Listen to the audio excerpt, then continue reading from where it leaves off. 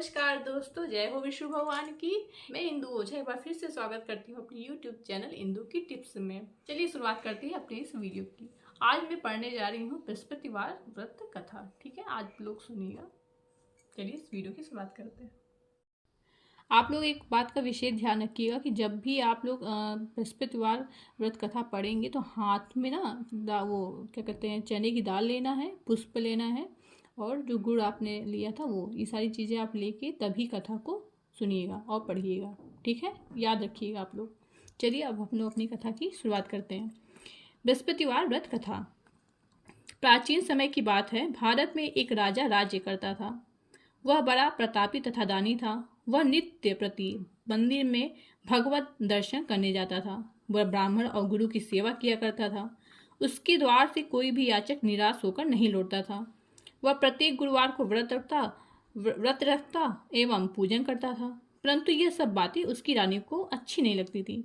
वह न तो व्रत करती और न ही किसी को एक भी पैसे का दान में देती। वह राजा से भी ऐसा करने को मना किया करती थी। एक समय की बात है कि राजा शिकार खेलने वन को चले गए। घर पर रानी और दासी थी। उस समय गुरु बृहस्पति साधु का रूप धारण कर राजा के दरवाजे पर भिक्षा मांगने आए। साधु ने रानी से भिक्षा मांगी तो कहने लगी, हे साधु महाराज, मैं इस दान और पुण्य से तंग आ गई हूँ। इस कार्य के लिए तो मेरे पतिदेव ही बहुत हैं। आप ऐसी कृपा करें कि सारा धन नष्ट हो जाए तथा मैं आराम से रह सकूं। साधु रूपी बृहस्पति देव ने कहा, हे देवी, तुम बड़ी विचित्र हो। संतान और धन से कोई दुखी नहीं होता है, इसको सभी चाहते हैं। पापी भी पुत्र और धन की इच्छा रखता है। अगर तुम्हारे पास धन अधिक है तो भूखे मनुष्यों को भोजन करवाओ, प्याऊ लगवाओ, ब्राह्मणों को दान दो, धर्मशालाएं बनवाओ, कुआं, तालाब, बावड़ी, बाग, बगीचे आदि का निर्माण कराओ तथा निर्धनों की कुंवारी कन्याओं का विवाह करवाओ। साथ ही यज्ञादि करो। इस प्रकार के कर्मों से आपके कुल का और आपका नाम परलोक में सार्थक होगा एवं स्वर्ग की प्राप्ति होगी। परंतु रानी जो है साधु की इन बातों से खुश नहीं हुई। उसने कहा, हे साधु महाराज, मुझे ऐसे धन की आवश्यकता नहीं है जिसको मैं अन्य लोगों को दान दूं तथा जिसको रखने और संभालने में ही मेरा सारा जो है समय नष्ट हो जाए।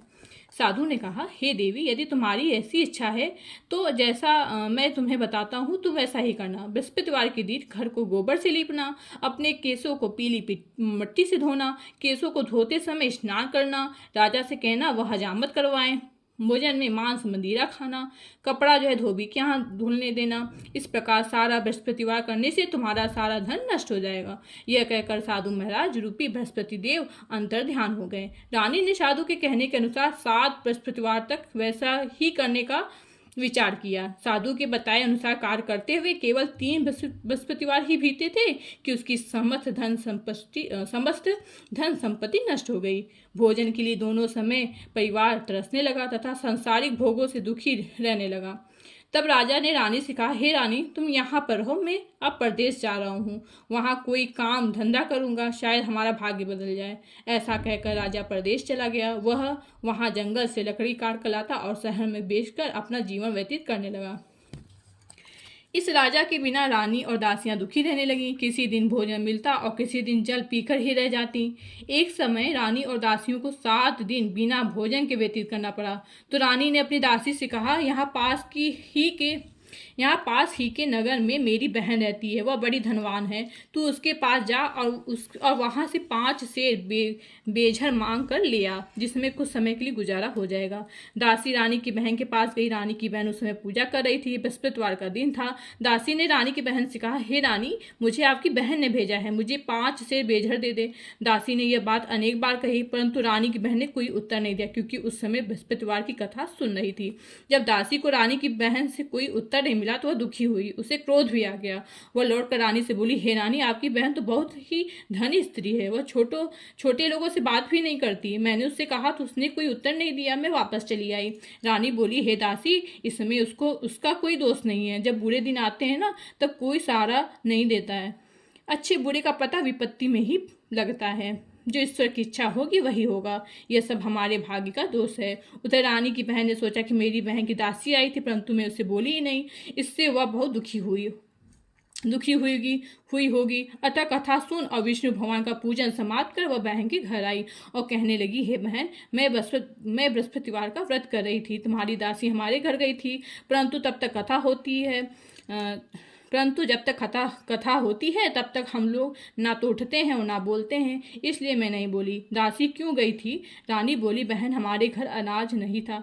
वैसे तुमसे कोई बात छिपी नहीं है, इसी कारण मैंने दासी को तुम्हारे पास 5 सेर बेझर लेने के लिए भेजा था। रानी की बहन बोली, बहन, बृहस्पति भगवान सबकी मनोकामना पूर्ण करते। देखो, शायद तुम्हारे घर में अनाज रखा हो। यह सुनकर दासी घर के अंदर गई तो वहां से उसे एक बड़ा बेझर का भरा मिल गया। उसे बड़ी हैरानी हुई क्योंकि उसने एक एक बर्तन देख लिया था। उसने बाहर आकर रानी को बताया। दासी अपनी रानी से कहने लगी, हे रानी, देखो, वैसे हमको जब अन्न नहीं मिलता तो हम रोज ही व्रत करते हैं। अगर इनसे व्रत की विधि और कथा पूछ ली जाए तो हम भी क्या करेंगे? दासी के कहने पर रानी ने अपनी बहन से बृहस्पतिवार व्रत के बारे में पूछा। उसकी बहन ने बताया, हे रानी बहन, बृहस्पतिवार को सूर्योदय से पूर्व उठकर स्नान कर बृहस्पतिवार का व्रत करना चाहिए, लेकिन उस दिन सिर नहीं धोना चाहिए। बृहस्पतिवार के व्रत से चने की दाल और मुनक्का से विष्णु भगवान का केले के वृक्ष की जड़ में पूजन करें तथा दीपक जलावें। उस दिन एक ही समय भोजन करें। भोजन पीले खाद्य पदार्थ का करें तथा कथा सुने। इस प्रकार करने से गुरु भगवान प्रसन्न होते हैं, अन्न पुत्र धन देते हैं, मनोकामनाएं पूर्ण करते हैं। व्रत और पूजन की विधि बताकर रानी की बहन अपने घर लौट गई। रानी और दासी दोनों ने निश्चय किया कि बृहस्पति देव भगवान का पूजन जरूर करेंगे। 7 दिन बाद जब बृहस्पतिवार आया तो उन्होंने व्रत रखा। खुद साल में जाकर चना और गुड़ बीन लाई तथा उसकी दाल से केले की जड़ तथा भगवान का पूजन किया। अब भोजन पीला कहाँ से लाएं? दोनों बड़ी दुखी हुई, परंतु उन्होंने व्रत किया था, इसलिए बृहस्पति देव भगवान प्रसन्न थे। एक साधारण व्यक्ति के रूप में वे 2 थालों में सुंदर पीला भोजन लेकर आए और दासी को देकर बोले, हे दासी, यह भोजन तुम्हारे लिए और रानी के लिए है, तुम दोनों करना। दासी भोजन पाकर बड़ी प्रसन्न हुई और रानी से बोली, रानी जी, भोजन कर लो। रानी को भोजन आने के बारे में कुछ पता नहीं था, इसलिए वो दासी से बोली, जा तू ही भोजन कर, क्यों तू हमारी व्यर्थ में हजूर आती है? दासी बोली, एक व्यक्ति भोजन दे गया। रानी कहने लगी, वह भोजन तेरे लिए ही दे गया है, तू ही भोजन कर। दासी ने कहा, वह व्यक्ति हम दोनों के लिए 2 थालों में भोजन दे गया, इसलिए मैं आप दोनों ही साथ साथ भोजन करेंगे। दोनों ने गुरु भगवान को नमस्कार, भोजन प्रारंभ किया। उसके बाद से वे बृहस्पतिवार को गुरु भगवान का व्रत और पूजन करने लगी। बृहस्पति भगवान की कृपा से उनके पास धन हो गया, परंतु रानी फिर भी पहले की तरह आलस्य करने लगी। तब दासी बोली, देखो रानी, तुम पहले भी इस प्रकार आलस्य करती थी, तुम्हें धन के रखने में कष्ट होता था, इस कारण सभी धन नष्ट हो गया। अब गुरु भगवान की कृपा से धन मिला तो फिर तुम्हें आलस्य होता है। बड़ी मुसीबतों के बाद हमने यह धन पाया है, इसलिए हमें दान पुण्य करना चाहिए। तुम भूखे मनुष्यों को भोजन करवाओ, प्याऊ लगवाओ, ब्राह्मणों को दान दो, कुआं तालाब बावड़ी आदि का निर्माण करवाओ, मंदिर पाठशाला बनवा कर दान दो, कुंवारी कन्याओं का विवाह करवाओ, धन को शुभ कार्यों में खर्च करो, जिससे तुम्हारे कुल का यश बढ़े तथा स्वर्ग प्राप्त हो और पितर प्रसन्न हो। दासी की बात मांगकर रानी ने इसी प्रकार के कर्म करना प्रारंभ कर दिया, जिससे उनका काफी यश फैलने लगा। एक दिन रानी और दासी आपस विचार करने लगे कि न जाने राजा किस दशा में होंगे, उनकी कोई खोज खबर नहीं है। गुरु भगवान से उन्होंने प्रार्थना की और भगवान ने रात्रि में राजा को स्वप्न में कहा, हे राजा, उठ, तेरी रानी तुझको याद करती है, अब अपने देश को लौट जा। राजा प्रातःकाल उठकर जंगल से लकड़ियां काट कर लाने के लिए जंगल की ओर चल पड़ा। जंगल से गुजरते वक्त वह सोचने लगा कि रानी की गलती से उसे कितने दुख भोगने पड़े। राजपाट छोड़कर उसे जंगल में आकर रहना पड़ा। जंगल में लकड़ियां काटकर उन्हें बेचकर गुजारा करना पड़ा। उसी समय उस जंगल में बृहस्पति देव एक साधु का रूप धारण कर आए और राजा के पास आकर बोले, हे लकड़हारे, तुम इस सुनसान जंगल में किस चिंता में बैठे हो, मुझे बतलाओ। यह सुन राजा के नेत्रों में जल भर आया और साधु की वंदना कर बोला, हे प्रभु, आप सब कुछ जानने वाले हो। इतना कहकर राजा ने साधु को अपनी संपूर्ण कहानी सुना दी। महात्मा दयालु होते हैं। वे राजा से बोले, हे राजा, तुम्हारी पत्नी ने बृहस्पति देव के प्रति अपराध किया था, जिसके कारण तुम्हारी यह दशा हुई। अब तुम किसी प्रकार की चिंता मत करो, भगवान तुम्हें पहले से अधिक धन देंगे। देखो, तुम्हारी पत्नी ने बृहस्पतिवार का व्रत प्रारंभ कर दिया है। अब तुम भी बृहस्पतिवार का व्रत करके चने की दाल व गुड़ जल के लोटे में डालकर केले का पूजन करो, फिर कथा कहो या सुनो, भगवान तुम्हारी सब मनोकामनाओं को पूर्ण करेंगे। साधु को प्रश्न देकर राजा बोले, हे प्रभु, मुझे लकड़ी बेचकर इतना पैसा भी नहीं बचता जिससे भोजन करने के उपरांत कुछ बचा सकूं। मैंने रात्रि में अपने रानी को व्याकुल देखा है, मेरे पास कोई साधन नहीं जिससे समाचार जान सकूं। फिर मैं बृहस्पति देव कि क्या कहानी कहूँ, मुझको तो कुछ भी मालूम नहीं है। साधु ने कहा, हे राजा, तुम किसी बात की चिंता मत करो। बृहस्पतिवार के दिन तुम रोजाना की तरह लकड़ियाँ लेकर शहर में जाओ। तुम्हें रोज से दुगना धन प्राप्त होगा, जिससे तुम भली भांति भोजन कर लोगे तथा बृहस्पति देव की पूजा का सामान भी आ जाएगा। बृहस्पति देव की कथा इस प्रकार है।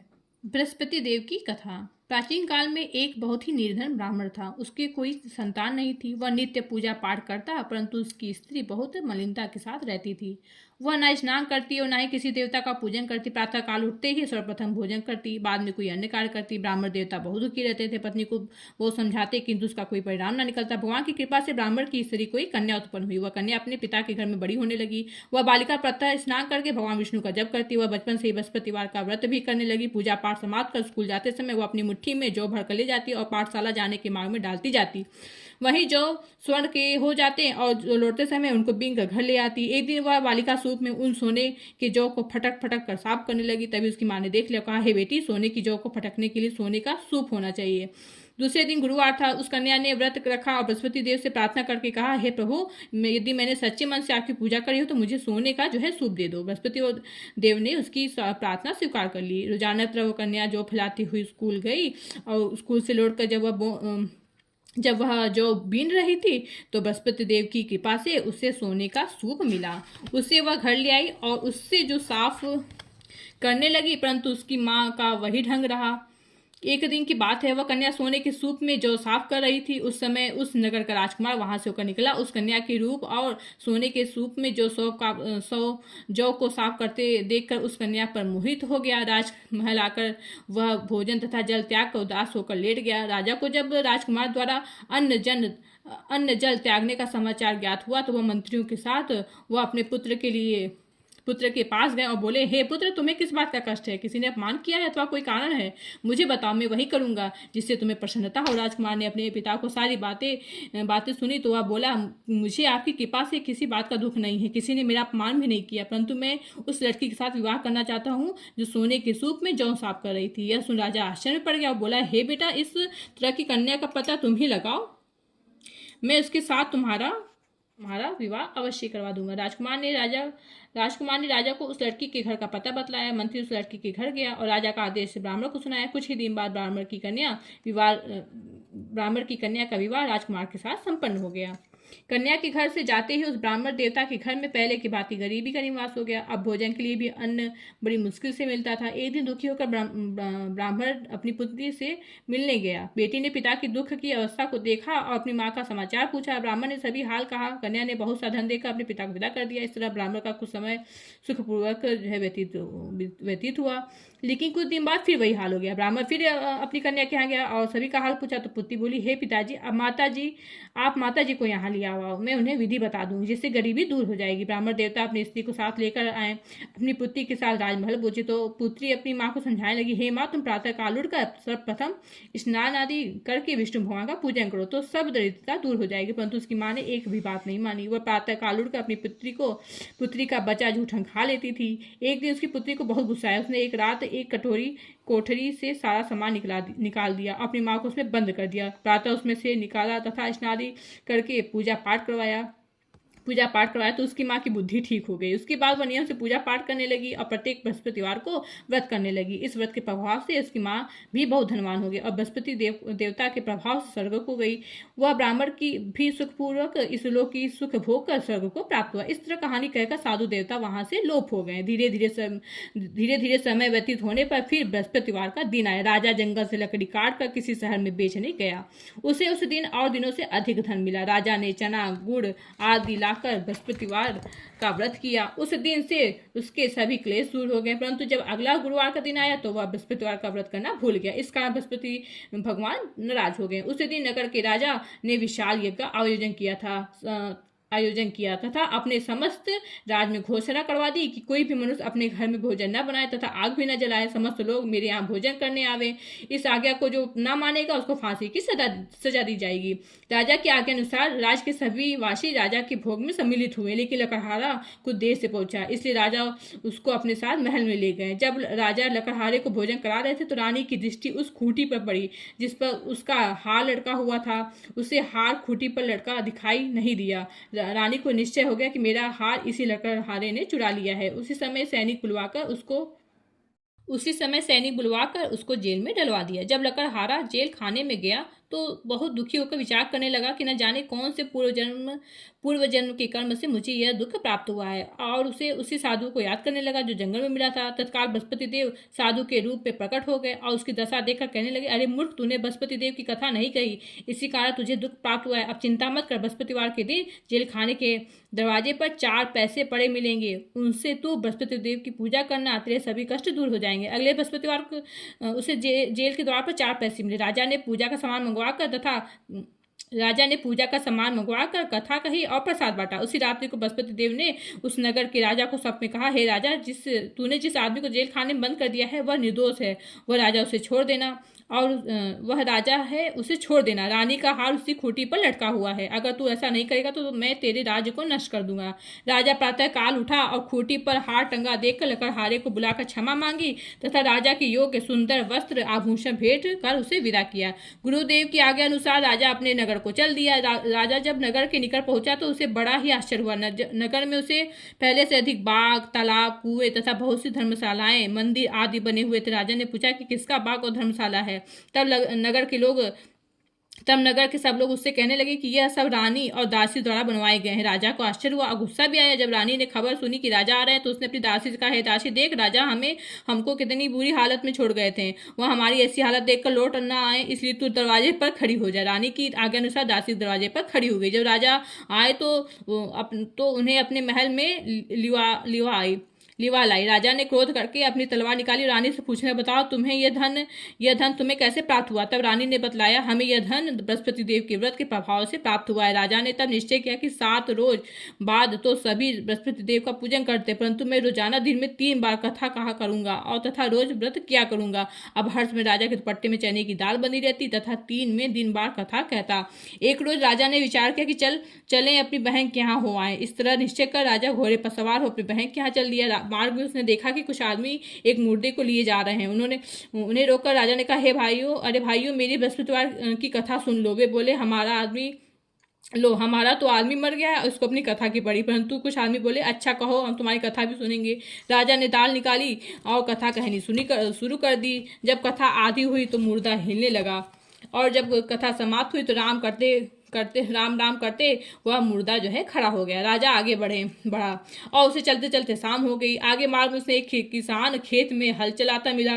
राजा उससे बोला, अरे भैया, तुम मेरी बृहस्पतिवार की कथा सुन लो। किसान बोला, जब तक मैं तेरी कथा सुनूंगा तब तक 4 हरैया जोत लूंगा, जा अपनी कथा किसी और को सुनाना। राजा आगे चलने लगा। राजा के हटते ही बैल पछाड़ खाकर गिर गए तथा किसान के पेट में बहुत जोर से दर्द होने लगा। उसी समय किसान की पत्नी रोटी लेकर आई। उसने जब यह देखा तो पुत्र से सब हाल पूछा। बेटे ने सभी हाल बता दिया। बुढ़िया दौड़ी उससे घुड़सवार के पास गई और उससे बोली, मैं तेरी कथा सुनूंगी, तू अपनी कथा मेरे खेत पर ही चलकर कहना। राजा ने लौटकर बुढ़िया के खेत पर जाकर कथा कही, जिसके सुनते ही बैल जो है खड़े हो गए तथा किसान के पेट का जो है दर्द भी बंद हो गया। राजा अपनी बहन के घर पहुंच गया। बहन ने भाई की खूब मेहमानी की। दूसरे रोज प्रातःकाल राजा जागा तो वो देखने लगा कि सब लोग भोजन कर रहे हैं। राजा ने अपनी बहन से जब पूछा कि ऐसा कोई मनुष्य जिसने भोजन नहीं किया है तो मेरी बृहस्पतिवार की कथा सुन ले। तो बहन बोली, है भैया, यह देश ऐसा ही है। हमारे यहाँ के लोग भोजन करते हैं और बाद में अन्य काम करते हैं। अगर पड़ोस में कोई हो तो देख कर आती हूँ। ऐसा कहकर बहन जो है देखने चली गई, परंतु उससे कोई भी ऐसा व्यक्ति नहीं मिला जिसने भोजन ना किया हो। वह एक कुम्हार के घर गई जिसका लड़का बीमार था। उसे मालूम हुआ कि उसके यहाँ 3 दिन से किसी ने भोजन नहीं किया। रानी ने अपने भाई की कथा सुनने के लिए कुम्हार से कहा। वह तैयार हो गया। राजा ने जाकर बृहस्पतिवार की कथा कही, जिसको सुनकर उसका लड़का ठीक हो गया। अब तो राजा की प्रशंसा होने लगी। एक दिन राजा ने अपनी बहन से कहा, हे बहन, मैं अपने घर जाऊंगा, तुम भी तैयार हो जाओ। राजा की बहन ने अपनी सास से अपने भाई के साथ जाने की आज्ञा मांगी। सास बोली, चली जा, परंतु अपने लड़के को मत लेके जाना, क्योंकि तेरे भाई की कोई संतान नहीं होती है। बहन ने अपने भाई से कहा, है भैया, मैं तो चलूंगी, परंतु कोई बालक नहीं जाएगा। राजा ने कहा, जब कोई बालक नहीं चलेगा तब तुम जाकर ही क्या करोगी? दुखी मन से राजा अपने नगर को लौट आया। राजा ने अपनी रानी से कहा कि हम निसंतान हैं, इसलिए कोई हमारे घर आना पसंद नहीं करता। इतना कह वह बिना भोजन किए सैया पर लेट गया।